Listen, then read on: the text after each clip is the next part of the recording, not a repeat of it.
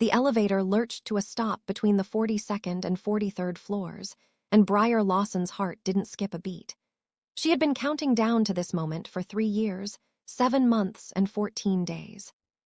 The lights flickered once, twice, then died completely. Emergency strips along the floor glowed a faint red, casting shadows that turned the sleek metal box into something more sinister. Across from her, Lee Min-ho straightened his already perfect tie and smiled. It was the kind of smile that promised violence wrapped in silk. "Well," he said, his voice smooth as aged whiskey, "this is unfortunate timing." Briar adjusted the strap of her evening bag, her fingers brushing against the compact recorder hidden in the lining. "Is it?" He tilted his head, studying her with those dark eyes that had watched men beg for mercy. She had seen those eyes before, through a crack in a basement door, when she was someone else entirely, when she still believed the world had rules. "You don't seem frightened," Min-ho observed, taking a step closer. The elevator felt smaller suddenly, the air thicker. Most people panic when the power goes out in a tower this tall, especially women alone with strangers. "Are you a stranger, Mr. Lee?" His smile widened. "You know my name." "Everyone in Seoul knows your name. You're the man who fixes problems for the Choi Syndicate, the enforcer who never leaves loose ends." Briar met his gaze without flinching, even as her pulse quickened. Not from fear, from anticipation. "I make it my business to know dangerous men." "Do you?" Min-ho moved closer still, until she could smell his cologne, something expensive and predatory. "Then you should know that I don't believe in coincidence. The power doesn't just fail in a building like this. Not during the gala. Not when half of Seoul's elite are 70 floors up, drinking champagne that costs more than most people earn in a year. Maybe it's faulty wiring. Maybe." He reached past her, his arm brushing her shoulder as he pressed the emergency call button. Nothing happened. He tried again. Still nothing. Or maybe someone wanted to create an opportunity, a moment of privacy in a very public place. Briar's fingers tightened on her bag. The recorder was running. She had started it in the ballroom, before stepping into this elevator, before watching him follow her inside with that predator's grace. Everything was going according to plan, except for the way he was looking at her now, like he could see through her designer dress and false identity straight to the truth underneath. "What kind of opportunity would that be?" she asked, her voice steady despite the adrenaline coursing through her veins. Min-ho leaned in, close enough that she could feel his breath against her ear. His hand came up slowly, deliberately, until his fingers were mere inches from her throat. "The kind where I make you mine tonight."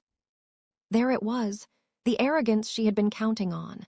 The same arrogance that had led the Choi Syndicate to believe they could keep people in basement cells, experiment on them, and never face consequences.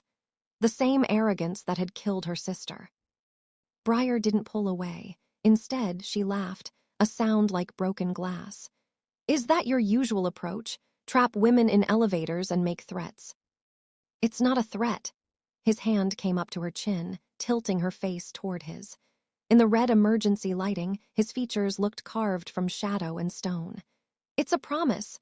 I've been watching you all evening. The way you moved through the crowd, the way you avoided conversations, the way you checked your watch every 5 minutes like you were waiting for something. Maybe I had somewhere to be. Maybe, or maybe you were waiting for the power to fail, waiting for this exact moment." His thumb traced along her jawline, a gesture that might have seemed tender if not for the steel in his eyes. "So I'll ask you one more time. Who are you really?" Briar's heart hammered against her ribs, but she kept her expression neutral. This was it. The moment she had rehearsed 1,000 times in front of mirrors, in empty rooms, in the darkness before sleep. "My name is Park Jae-yeon. I'm a pharmaceutical consultant from Busan. If you check the guest list." "I already checked the guest list. Park Jae-yeon exists on paper. Beautiful credentials, impressive references, all completely fabricated. The real Park Jae-yeon is currently in Singapore attending a medical conference, which means you're an imposter." Min-ho's grip on her chin tightened fractionally. "Now, last chance. Who are you?" The elevator shuddered slightly, and Briar felt the familiar clench of fear in her stomach. Not fear of him, fear that her plan was unraveling before she could execute it. She had counted on his arrogance, his assumption that he held all the power in this confined space. But Minho was smarter than she'd anticipated, more observant, more dangerous. "Then you should know something about me, Mr. Lee." She let her accent slip just slightly, let the American inflection she had carefully suppressed creep back into her words. Let the traces of her Korean heritage, inherited from her mother, blend with the cadence she'd learned growing up in Lowe's Angels. "I don't break easily." Something flickered in his eyes. Recognition. Suspicion. The emergency lights caught the sharp angles of his face, the way his jaw clenched slightly as he processed her words. He was Korean through and through, high cheekbones, dark eyes that missed nothing, the kind of classical features that belonged on magazine covers. But there was nothing soft about him. Every line spoke of violence contained, of brutality held in check by the thinnest veneer of civilization. "No," he said slowly, his hand dropping from her face. "I don't suppose you do. That accent, American West Coast, but there's something else. Korean, but not quite, mixed heritage. My mother was Korean. My father was American, Black American to be specific." Briar watched his face carefully, looking for any reaction. "Does that make a difference to you, Mr. Lee?" "Should it?" "In my experience, it makes a difference to everyone eventually." Minho stepped back, creating space between them, and Briar felt the shift in dynamic. He was reassessing her, recalibrating his approach. "You planned this, the blackout, the elevator, all of it." "Did I?" "Don't play games. I can see it in your eyes. You're not afraid because you know what's coming. You've prepared for this." He pulled out his phone, the screen's glow illuminating his face in sharp relief. No signal. He tried the emergency panel again, this time pulling off the cover to access the wiring beneath. "The question is why? What could you possibly hope to gain by trapping yourself in an elevator with me?" "Maybe I wanted a conversation, somewhere private, somewhere you couldn't run." "Run," Minho laughed, but there was no humor in it. "I don't run, Ms. Park, or whoever you really are. I'm the one people run from." "I know exactly who you are, Lee Minho. I know what you do for the Choi Syndicate. I know about the people you've transported, the problems you've solved, the bodies that disappear when you're assigned to clean up loose ends." Briar reached into her bag slowly, making sure he could see her hands. She pulled out a photograph, creased and yellowed with age, and held it up in the dim light. "But what I really want to know is if you remember this person." Minho took the photograph, studying it carefully. The image showed a young woman, maybe 23, with warm brown skin and a bright smile. Her hair was natural, styled in loose curls that framed a face that was both Korean and something else, something beautiful in its blending of heritages. She was standing in front of a university building, books clutched to her chest, the whole world ahead of her. "Should I recognize her?" Minho asked, but Briar caught the slight hesitation in his voice. He did recognize her, or at least something about her was triggering a memory. "Her name was Mia Lawson, my sister." Briar's voice remained steady, but her hands shook as she took the photograph back. 3 years ago, she was walking home from her shift at the hospital where she was doing her residency. She never made it home.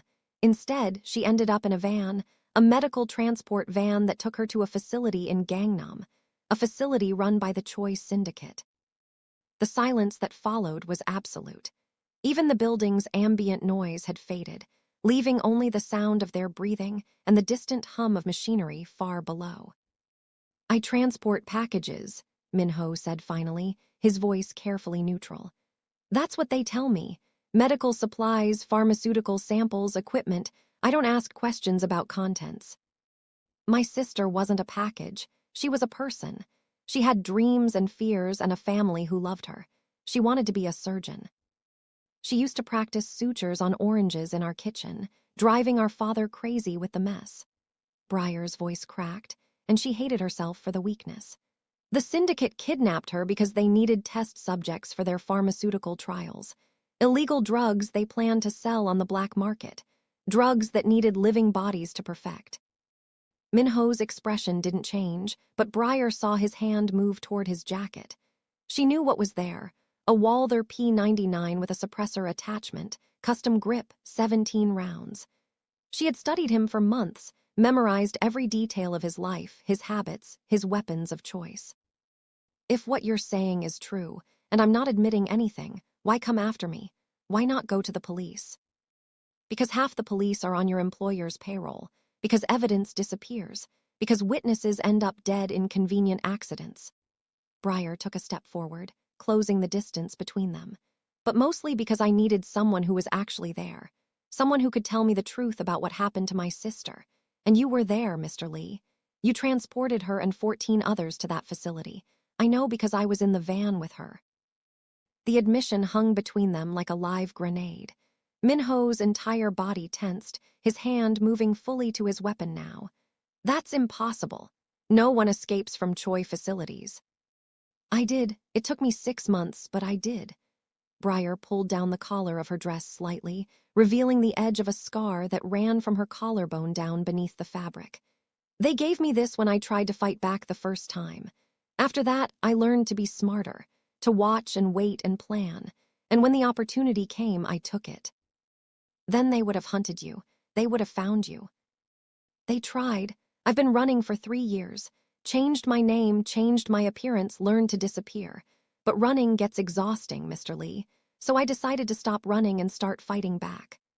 Briar's hand moved to her bag, and she saw Minho's body coil like a spring ready to release.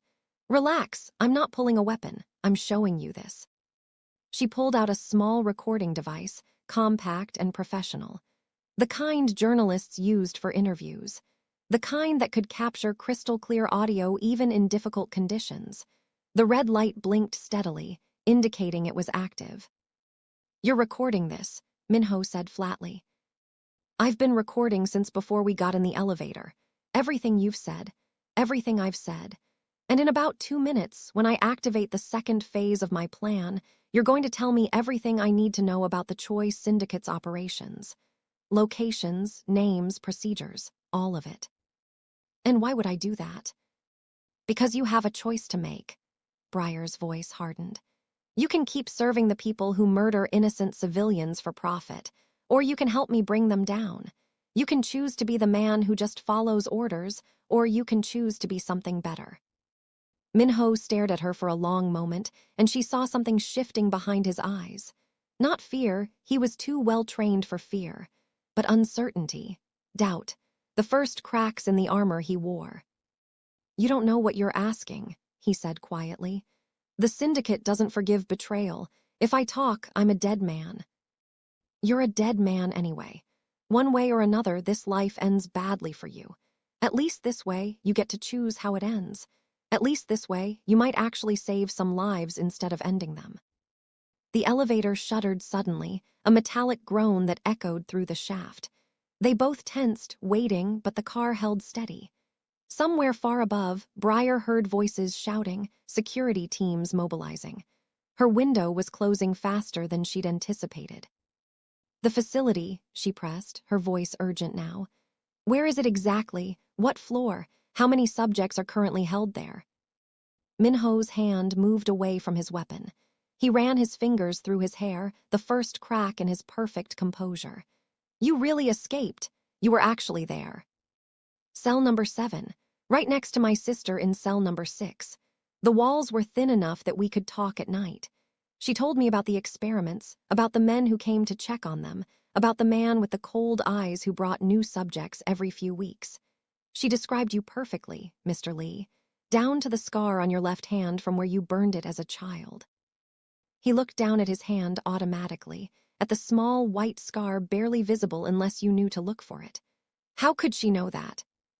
Because you wear short sleeves sometimes when you're working, because she paid attention to everything, hopping it would help her escape, because she was smart and observant and she wanted to live. Briar's voice broke on the last word. But she didn't make it. The drugs they tested on her, they caused organ failure. She died screaming in that cell, and I couldn't do anything but listen through the wall and hold her hand through the gap at the bottom of the door. Minho's face had gone pale. I didn't know. I swear I didn't know what they were doing to the people I transported. Didn't you? Didn't you wonder why medical transport vans needed armed guards? Why the passengers were always sedated? Why you were paid so much money for what should have been simple deliveries? I knew something was wrong. But in this business, you don't ask questions if you want to survive. You do your job and you keep your mouth shut and you tell yourself that it's not your problem. His voice was hollow now, stripped of the confidence that had filled it before. I told myself that for 10 years, and I almost believed it. What changed?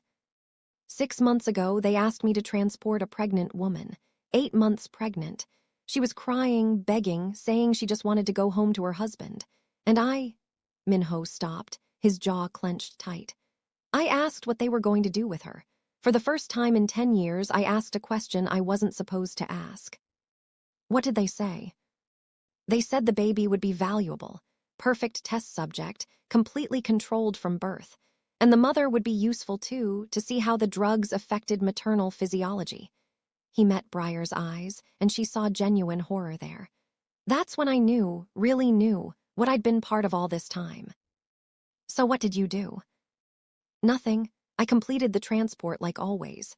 I went home and I drank an entire bottle of scotch and I told myself there was nothing I could do. That if I tried to help her, they'd kill me and just find someone else to do the job. Minho's hands were shaking now. I'm a coward, Ms. Lawson. Is that what you wanted to hear? I knew what they were doing and I did it anyway because I was afraid to stand up to them. Briar felt a strange mix of emotions, anger, pity, vindication. This man had helped destroy her life, had been complicit in her sister's murder. But he was also human, capable of regret, capable of change. Maybe. It's not too late, she said. Help me now, tell me what I need to know. The main facility, where is it? Gangnam, sublevel 3 of the Hanwha Tower. Medical supply company on paper, but that's just the front. The real work happens underground. 3 full levels dedicated to research, testing, disposal. Minho pulled out his phone, his fingers moving across the screen. There are 2 other locations, one in Busan, one in Incheon. Smaller operations, mostly storage and transport staging areas. Briar's heart was racing. This was it, the information she needed. Names. I need names of everyone involved.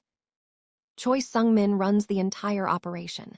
His brother Choi D-young handles the business side, procurement, distribution, payoffs. Dr. Park Sun-hee is the head researcher. She's the one who designs the experiments, chooses the test subjects, evaluates the results. Minho's voice was mechanical now, like he was reading from a report. Security is handled by Kim Ti-woo, former Special Forces, extremely dangerous. He's the one who cleans up problems when subjects try to escape, or when outside investigators get too curious. Police, government officials. Chief Inspector Han Yi-won is the primary contact within the police department. He makes sure investigations go nowhere. Captain Lee, no relation to me, handles evidence disposal and witness intimidation. At the prosecutor's office, it's Deputy Prosecutor Kim Min-young. She ensures that even if cases somehow make it to trial, they fall apart. Briar was memorizing everything, cross-referencing it against the information she had already gathered through months of careful research. It matched. Everything matched. This was real, concrete, the kind of evidence that could actually bring the syndicate down. How do they move the subjects? What's the procurement process? Vans disguised as medical transport. They target specific demographics, young, healthy, no extensive family connections or social networks. People who won't be missed immediately. Street kids, runaways, illegal immigrants, the homeless. Sometimes they get more ambitious. Grab someone like your sister who seems isolated despite having family. Minho's voice was flat, but Briar could hear the self-loathing beneath it. The vans pick up targets at night, usually from clubs or busy streets where people disappear all the time. Take them to a temporary holding facility in Yongsan for initial processing. Processing. Medical screening. They check for diseases, take blood samples, evaluate physical condition, run genetic tests. Only the healthy ones make it to the research facilities. The others, he stopped. The others what, Mr. Lee? They're disposed of, usually incineration, sometimes dumped in the ocean weighted down. The syndicate has arrangements with a crematorium and a fishing boat captain who doesn't ask questions. Briar felt bile rise in her throat. The casual cruelty of it, the industrial efficiency of murder. How many? How many people has the syndicate killed? I don't know exact numbers. Hundreds, certainly. Maybe more than 1,000 over the years. The operation has been running for almost 15 years. I've only been involved for the last 10. And you never thought to stop it. I thought about it every day, but I was afraid. Afraid of what they'd do to me. Afraid of losing everything I'd built. Afraid that even if I tried to expose them, no one would believe me or care. Minho looked at her directly. That's what cowardice looks like, Ms. Lawson. Not the absence of fear, but the choice to let fear control you. The elevator lurched violently, throwing Briar against the wall. Lights blazed to life overhead, blindingly bright after the darkness. The car began to move, ascending smoothly toward the next floor. Her plan was falling apart. That's not enough, she said desperately, pushing herself upright. I need proof, physical evidence. Documents, records, something concrete that can't be dismissed or explained away. There are no physical documents. Everything is kept on isolated servers that aren't connected to any external network. You'd need physical access to the facility and the encryption keys. And even if you got in, the security systems are state-of-the-art. Biometric locks, armed guards, kill zones with automated weapons. It's designed to be impenetrable. Nothing is impenetrable. I've seen people try to break in, try to break out. They always fail. Always. Minho grabbed her arm suddenly, his grip tight. Listen to me. Whatever you're planning, whatever you think you can accomplish, it's suicide. The syndicate has unlimited resources and zero conscience. They will hunt you down and they will make you disappear. If you're smart, you'll take what I've told you and you'll run. Run far and run fast and never look back. I can't do that. Why not? Your sister is gone. Revenge won't bring her back. This isn't about revenge. It's about the others. The ones still in those cells right now, waiting for their turn in the labs. The ones who will be kidnapped tomorrow and next week and next month if someone doesn't stop this. Briar pulled her arm free. I have a chance to actually make a difference. To save lives, I can't walk away from that. The elevator slowed, approaching the 43rd floor. Through the small window in the door, Briar could see shapes moving in the corridor beyond. Many shapes, armed shapes. Get ready, Minho said quietly, his hand moving to his weapon. When these doors open, we run. Don't stop, don't look back. There's a service stairwell at the east end of the building. We can use that too. The doors opened, revealing a nightmare. Armed men filled the corridor, at least 15 of them, all wearing black tactical gear and carrying automatic weapons. But their guns weren't pointed at Briar. They were pointed at Minho. Every single barrel was aimed at his center mass, professional kill shots waiting to happen. The man in front stepped forward, his face partially obscured by a balaclava that left only his eyes visible. Cold eyes. Killer's eyes. Lee Minho, you're under arrest for treason against the Choi Syndicate. Step out of the elevator slowly. Hands where I can see them. Minho's hand froze on his weapon. This is your doing, he hissed at Briar. No, it's not. And she realized with dawning horror that she was telling the truth. She had planned for security, for police, for the syndicate's enforcers. But this was something else. This was an execution squad, and they weren't here for her. The lead man raised his weapon slightly, the barrel never wavering from Minho's chest. I won't ask again. Step out of the elevator. Now. Why? Minho demanded, his voice sharp with anger and confusion. I've served the syndicate for 10 years. I've never failed a mission, never betrayed a confidence. What treason? You talked. The man's voice was mechanically cold, devoid of emotion. We've been listening to your conversation for the past 30 minutes. The elevator has been bugged for months. We know everything you just told this woman. We know you betrayed the family's secrets. Names, locations, procedures, everything. Briar's blood turned to ice. The recorder in her bag suddenly felt like a death sentence. They had been listening. The syndicate had heard every word, which meant... The power outage, she whispered. You caused it. We caused it, the man confirmed. We've been tracking you since you arrived in Seoul, Ms. Lawson, or should I say, Subject 17. Did you really think we wouldn't recognize you? That we wouldn't be watching for you to make a move? He gestured with his weapon. We needed Mr. Lee to incriminate himself. We needed proof of his betrayal that would be undeniable. You were just convenient bait, and he took it beautifully.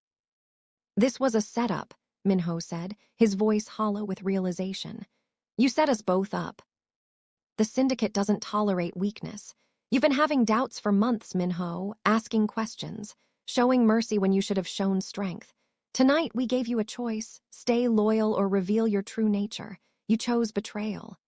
The man's finger moved to the trigger. Now both of you step out slowly, hands visible at all times. Minho's eyes met Briar's, and in that moment they reached an understanding. They were both dead if they complied. Whatever happened next, it would be better to die fighting than to go back to those cells. Briar had escaped once. She wouldn't survive a second imprisonment. On 3, Minho whispered, his lips barely moving. 1, Briar breathed. 2. They moved as one. Minho drew his weapon in a fluid motion, firing twice at the overhead lights even as Briar threw herself backward, hitting the emergency stop button with her elbow. The elevator doors began to close, too slowly, giving her nightmarish glimpses of what was happening outside. Muzzle flashes lit up the corridor like strobe lights. Bullets tore through the air, some punching through the closing elevator doors with metallic screams. Glass exploded from the floor indicator panel, showering them with fragments. Minho was firing back, his shots precise and economical, dropping 2 of the tactical team before they could adjust their aim. The doors sealed with a pneumatic hiss. Briar slammed her palm against the button for the basement level, and the elevator lurched downward.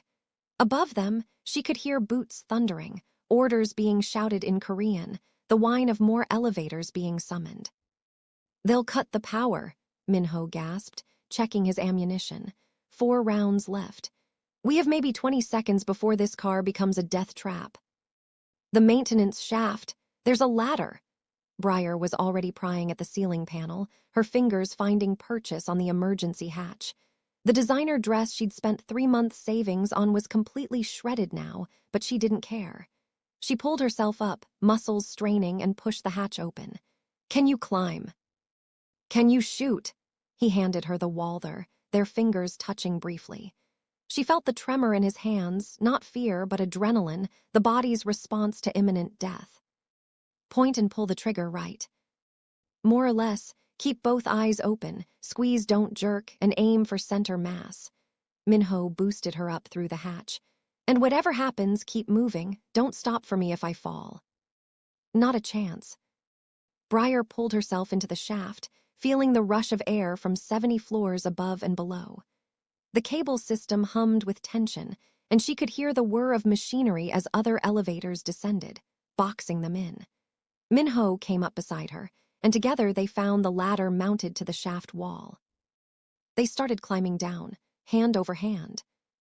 The metal rungs slick with grease and condensation. Briar's arms burned almost immediately. She was strong, but climbing in evening wear while carrying a gun was not something she'd trained for.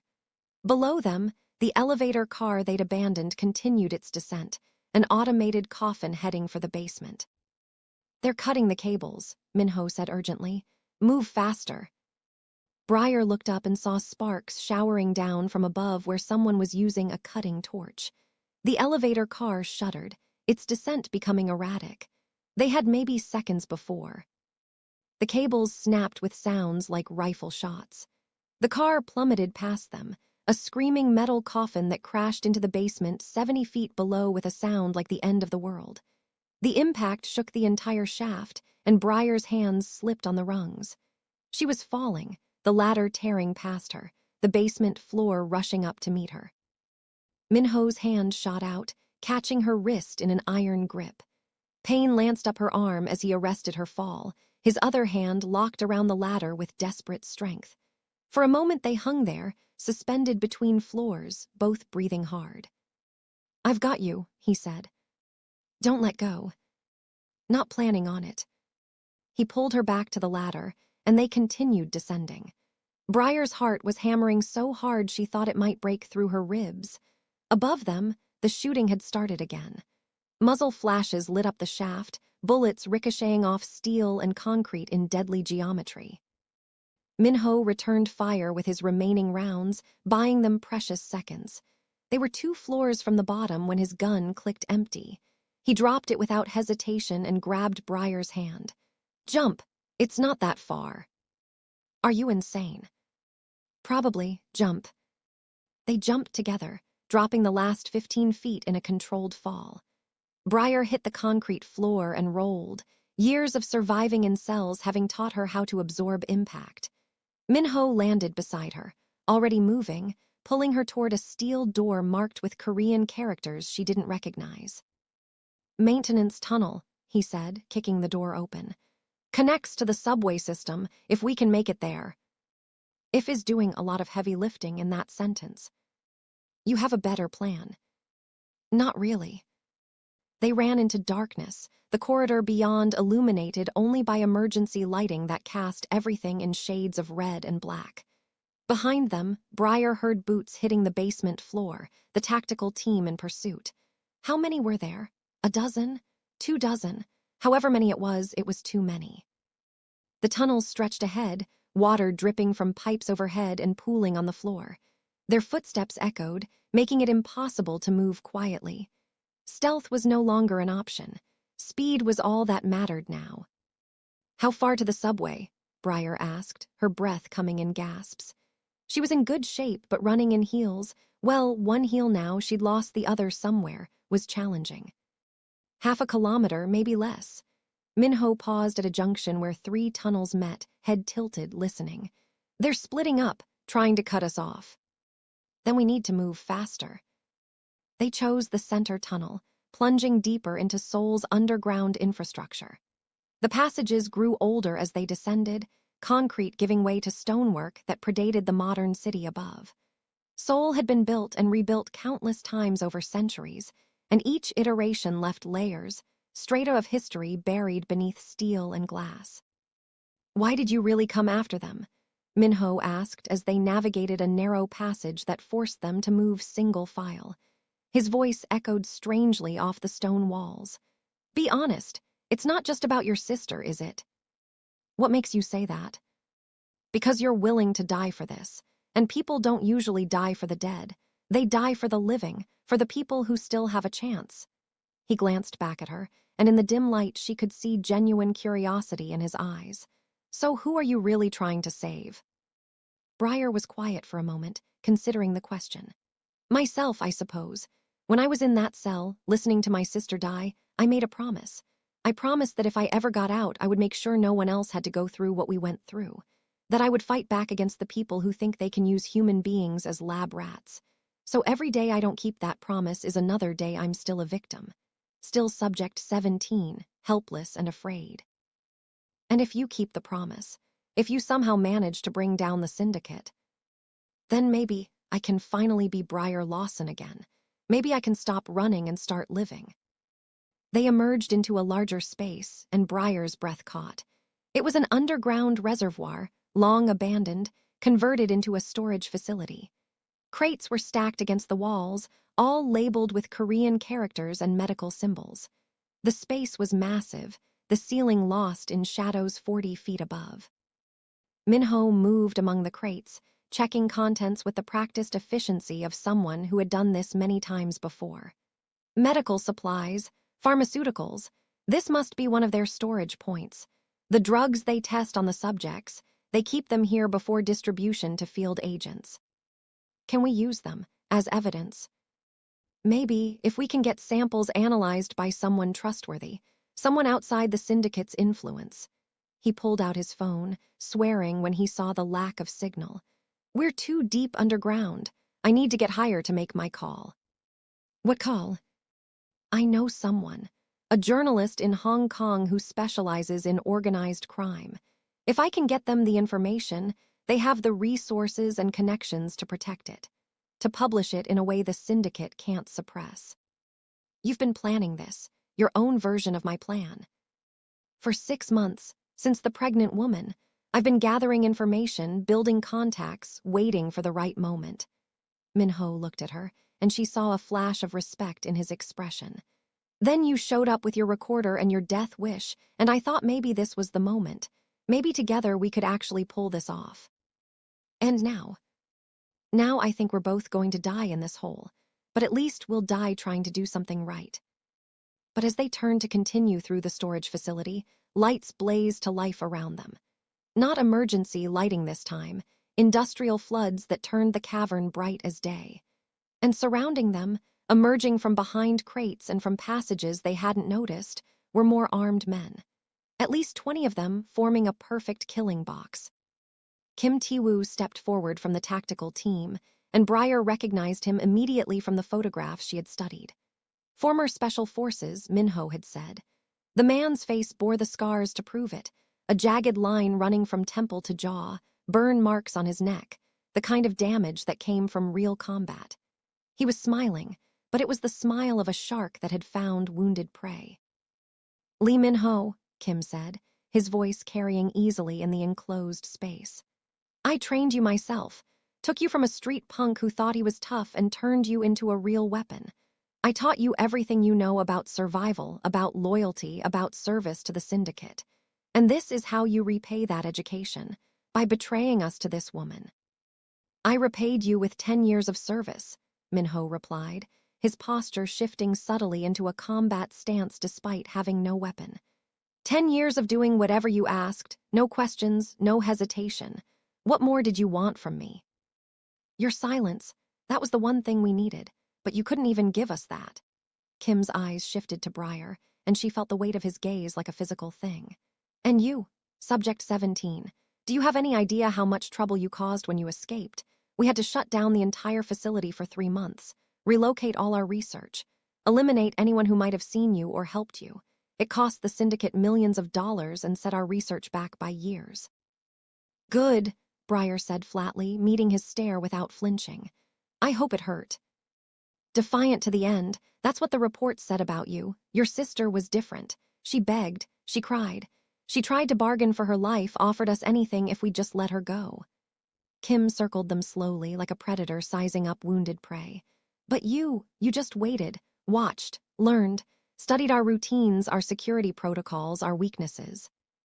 And when the opportunity came, when that guard made the mistake of opening your cell door just a fraction too wide, you took it without hesitation. Broke his arm in 3 places, took his keys, and disappeared into the sewage system before we even knew you were gone. I had good motivation. I respect that. It's almost a shame we have to kill you. You would have made an excellent operative if you'd been willing to work for us instead of against us. Kim stopped in front of them, his smile widening. But the syndicate has decided you're both too dangerous to live. Your deaths will send a message, betray the family, and there is no escape. No mercy, no second chances. Briar's mind raced, calculating odds and angles. The storage crates could provide temporary cover, but not for long. They were outnumbered at least 10 to 1, outgunned completely.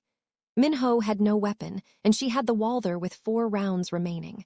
4 bullets against 20 armed men. The mathematics of survival were not in their favor. Before you kill us, Minho said, and there was something in his voice that made everyone pause. Answer me one question. Why did the syndicate really want me dead? It wasn't just because I talked to her. You were planning this before we ever stepped into that elevator. Kim's smile widened, showing teeth. Very perceptive. Yes, this was planned. The syndicate has been watching you for months, Minho. You've been asking the wrong questions, noticing things you weren't supposed to notice, showing mercy when you should have shown strength. We needed you gone, but we needed it to look justified. So we created a situation where you would incriminate yourself completely. He nodded toward Briar. She was perfect bait, the sister of a former subject, back for revenge. We knew you'd seen enough of the operation to have doubts. We knew those doubts would make you vulnerable to her questions. All we had to do was listen and wait. You used me, Briar said, the realization hitting like a physical blow. My entire plan, everything I worked for, you knew about it all along. From the moment you stepped off the plane from Los Angeles 6 weeks ago, we've been tracking you the entire time. Your fake identity, your surveillance of Minho, your preparations for the gala, even that touching photograph of your sister. We let you think you were hunting us, when really we were hunting both of you. Kim's expression hardened. But the game is over now. Time to clean up the mess. He raised his hand, and his men's fingers tightened on their triggers. 20 weapons aimed at 2 unarmed targets. Briar thought of her sister, of the promise she'd made, of all the people still trapped in those cells. She thought of dying here in this underground tomb, her body cremated or dumped in the ocean, her mission a failure. And she thought, not like this, not without fighting. The gunfire started, and Briar moved on pure instinct. She threw herself toward the nearest crate, grabbing Minho's arm and pulling him with her. Wood exploded around them as bullets tore through the storage containers. The air filled with the sharp smell of gunpowder and the sweeter smell of spilled pharmaceuticals. Minho was already moving, his combat training taking over. He grabbed a piece of broken crate and hurled it at the nearest gunman, catching him in the face. The man went down, and Minho was on him instantly, stripping the weapon and putting 2 rounds into the next closest target. Professional, efficient, brutal. Briar fired the Walther, her shots less precise but still effective enough. 1 round, too. The gun kicked hard in her hands, but she held it steady, remembering Minho's quick lesson. Keep both eyes open. Squeeze, don't jerk. Aim for center mass. 3 rounds, 4. The magazine was empty. The drainage pipe, Minho shouted, pointing at a large conduit that ran up the far wall toward the ceiling. If we can get up there. It's too high. Then we make it not too high. He fired a burst at the overhead lights, plunging sections of the cavern into darkness. Tactical teams had night vision, but the transition from bright light to darkness would buy them seconds. Maybe enough seconds. They ran, using the crates for cover, bullets chasing them across the cavern. Briar's lungs burned, her legs screamed. The cut on her ribs from Kim's earlier knife attack was bleeding freely now, soaking through her torn dress. But she kept moving because stopping meant dying. Minho reached the wall first and boosted her up, his hands locked together to form a step. She got her fingers on the pipe and pulled, muscles burning with effort. The conduit was wider than she'd thought, easily big enough for a person to fit inside. She crawled in, then reached back down for Minho. He was firing his stolen weapon, covering their escape when she saw his body jerk. Once, twice, blood blossomed on his shoulder, his side. He'd been hit. Minho. Go, he was still firing, his face pale but determined. Get out of here. Get to Hong Kong, find David Chen at the Herald Tribune. Tell him everything. Promise me. I'm not leaving you. You don't have a choice? He dropped the empty weapon and jumped, his fingers catching the edge of the pipe. Briar grabbed his wrist, trying to pull him up, but he was heavy and wounded and her strength was failing. Below them, Kim was shouting orders, his men regrouping. They had maybe seconds before the tactical team adjusted to the darkness and started shooting again. I can't pull you up, Briar gasped, her grip slipping. Then let me go. No. Briar, listen to me. One of us needs to survive this. One of us needs to make sure it wasn't all for nothing. Minho's voice was weakening, blood loss taking its toll. You're lighter, faster. You can make it through the pipes to the surface. I can't, we both know it. I won't let you die. You don't get to decide that. Now let go and run. Make them pay for what they did to your sister. Make them pay for all of it. Tears were streaming down Briar's face now, hot and bitter. This man who had helped murder her sister. This man who had chosen to fight beside her. This man who was asking her to let him fall. I'm sorry, she whispered, for everything. Me too.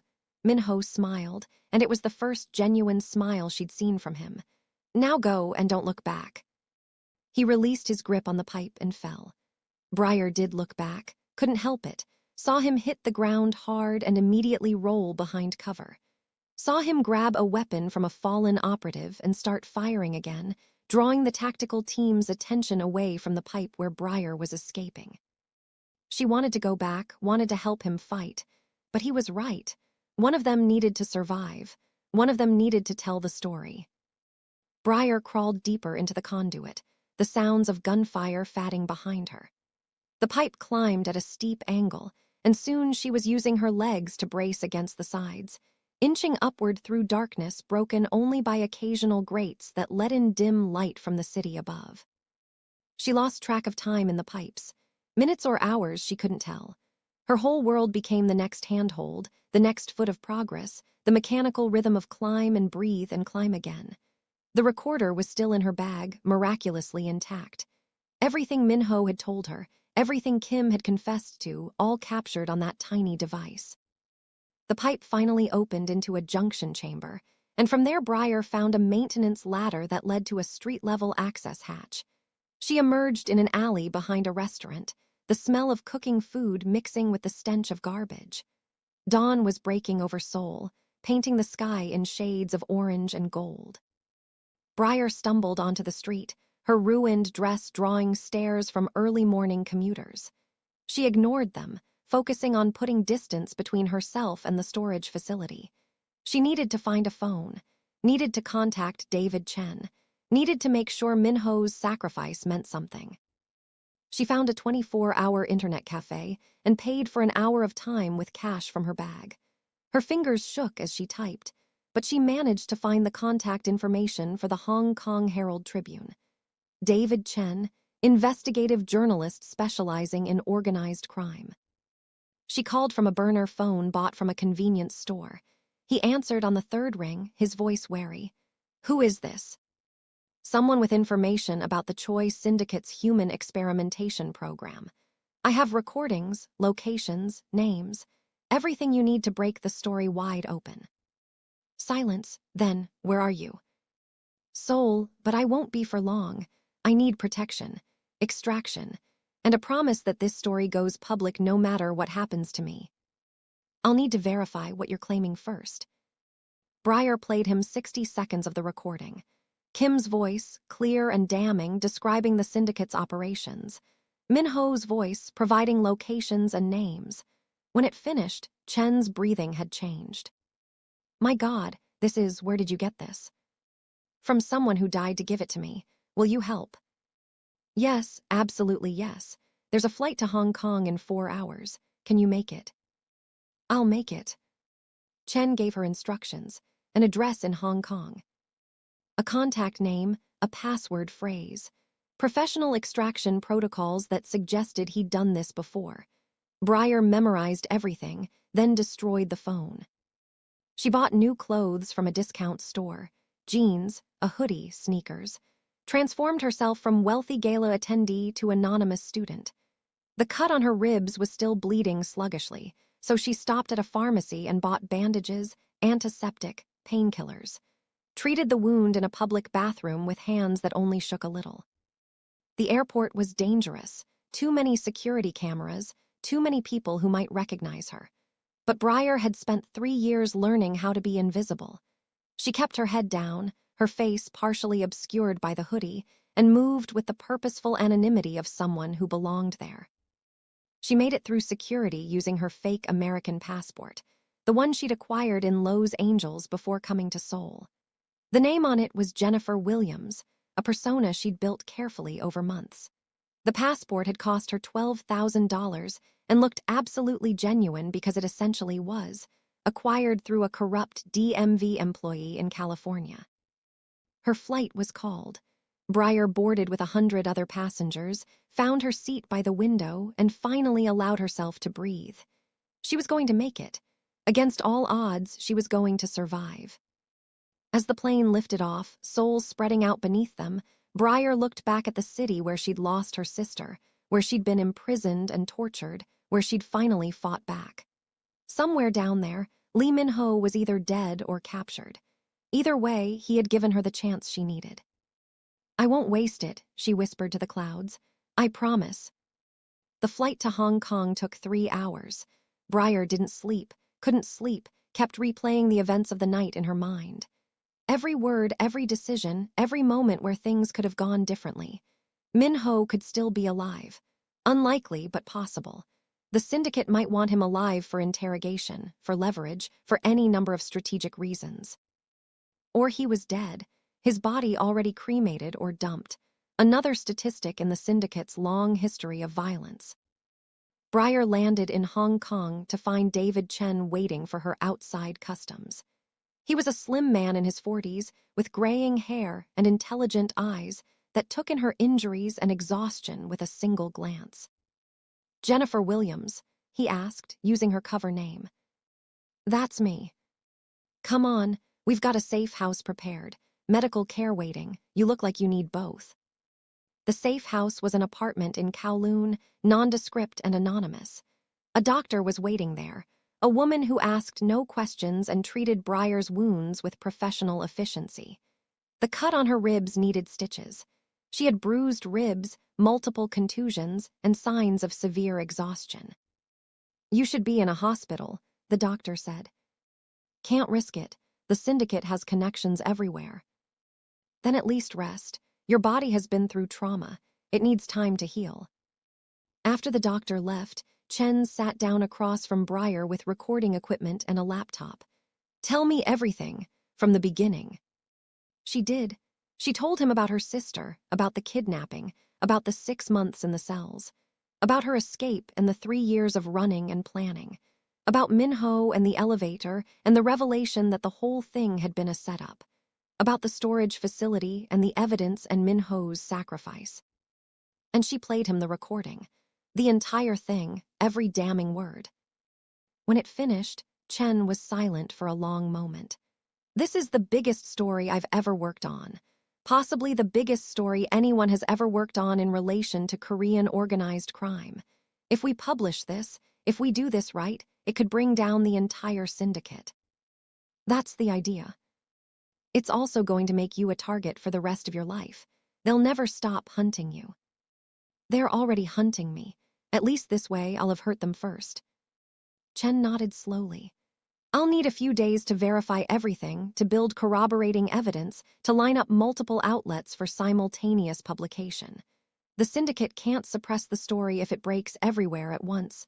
New York Times, Guardian, Al Jazeera, local Korean outlets with courage to publish. By the time they react, it'll be too late to contain." "How long?" 72 hours. Can you stay hidden that long?" "I've stayed hidden for 3 years. 3 more days is nothing." But those 3 days were the longest of Briar's life. She stayed in the safe house, watching news from Seoul, looking for any sign of what had happened after she escaped. There were reports of police raids on Choi properties, rumors of arrests, speculation about a major organized crime investigation. But nothing concrete, nothing definitive. On the 3rd day, Chen returned with printed documents and a grim expression. "We're ready to publish. I've got commitments from 6 major outlets. The story breaks simultaneously in 12 hours. "What about Minho? Any news?" Chen hesitated. "There are reports of a body found in the harbor. Male, mid-30s, multiple gunshot wounds. But it hasn't been officially identified." Briar felt something crack inside her chest. "It's him, isn't it?" "I don't know. There's no confirmation. The body was badly decomposed, probably in the water for several days." Chen's voice was gentle. "If it helps, the syndicate's resources seem to have been significantly depleted by the raids. If he's alive and in custody, they may not have the infrastructure to hold him securely. Or they've already killed him and dumped the body." "That's also possible. I'm sorry." The story broke at midnight Hong Kong time, 11 p.m. in Seoul. Briar watched it spread across the internet like wildfire, hashtags trending, news anchors breathlessly reporting details. The Choi Syndicate's human experimentation program, detailed in exhaustive documentation. Names, locations, photographs, everything. Within 6 hours, arrests were being made. Armed police raids hit facilities in Gangnam, Busan, and Incheon simultaneously. The corrupt officials named in the recordings were forced to resign. Chief Inspector Han was arrested at his home. Deputy Prosecutor Kim vanished, presumably fleeing the country. International human rights organizations condemned South Korea. The UN called for a full investigation. Protests erupted in Seoul, thousands of people demanding justice for the victims. And through it all, Briar remained anonymous. The story referred to her as Source A, the woman who had infiltrated the syndicate and obtained the recordings. Her real identity was protected, known only to Chen and his editors. but Lee Min-ho's name was everywhere. The enforcer who had turned against his employers. The man who had provided the detailed information that made the case airtight. Some outlets called him a hero. Others called him a criminal who had tried to redeem himself. Everyone agreed he was probably dead. Briar gave her full testimony to international investigators via secure video link, her face obscured, her voice disguised. She told them everything about the cells, about the experiments, about her escape. Gave them details only someone who had been there could know. DNA evidence from the facility matched missing persons reports going back 15 years. Bodies were being exhumed from the crematorium. The fishing boat captain was arrested and immediately started cooperating, providing locations of dump sites in the ocean. The scope of the syndicate's crimes was staggering. Over 1,000 victims over 15 years. Men, women, children, all treated as disposable test subjects for illegal pharmaceuticals. 2 weeks after the story broke, Chen called Briar with news. They found him. Min-ho, he's alive. Briar's heart stopped. What? He was in a private clinic in Taiwan. Apparently, he managed to escape the storage facility after you left, made it to the waterfront, paid a smuggler to get him out of the country. He's been recovering from his injuries in hiding. Chen paused. He's asking to talk to you. Me? He says he needs to know you made it, that it wasn't all for nothing. The call was arranged through Chen's secure systems. When Min-ho's face appeared on the screen, Briar almost didn't recognize him. He was thin, pale, his left arm in a sling and bandages visible beneath his shirt. But he was smiling. Briar Lawson, he said, you made it. So did you. I thought you were dead. I thought I was dead too for a while. Turns out I'm harder to kill than expected. His smile faded. I saw the news. Everything we talked about, everything Kim said, it's all out there now. The syndicate is collapsing. Because of what you told me. Because of what you gave up. Because of what we did together. You gave me a reason to fight for something besides my own survival. That's worth more than you know. Min-ho shifted slightly, wincing at the movement. What will you do now? I don't know. Keep testifying, I suppose. Make sure the trials actually happen. Make sure justice gets done. Briar paused. What about you? I've been offered witness protection in exchange for my testimony. New identity, new country, new life. It's not a bad deal for someone who should probably be in prison. You deserve it. You helped save a lot of lives. Maybe, or maybe I'm just less guilty than I was before, but I'll take it. He looked at her seriously. Thank you, Briar, for giving me a chance to be something better than what I was. Thank you for taking it. They talked for another hour, comparing notes on what had happened after they separated, discussing the ongoing investigations and trials. It felt strange, talking to this man who had once been her enemy, who had helped kill her sister, who had saved her life. Human beings were complicated. Min-ho was proof of that. When the call ended, Briar sat in the quiet of the safe house and finally allowed herself to feel everything she'd been holding back. The grief for her sister, the trauma of the cells, the terror of the escape, the guilt of surviving when so many others hadn't. She cried for hours, ugly sobs that shook her entire body. But when she was finished, she felt lighter, cleaner, like some poison had been drained from her system. 3 months later, Briar returned to Lowe's Angels. The trials were ongoing in Seoul, but her testimony had been given. She was free to go home, free to stop running, free to be Briar Lawson again instead of Subject 17 or Jennifer Williams or any of the other identities she'd worn. She visited her father, who had aged a decade in the 3 years she'd been gone. He held her for a long time without speaking, and she held him back, both of them grieving the daughter and sister they'd lost. Mia would be proud of you, he said finally. You kept your promise to her.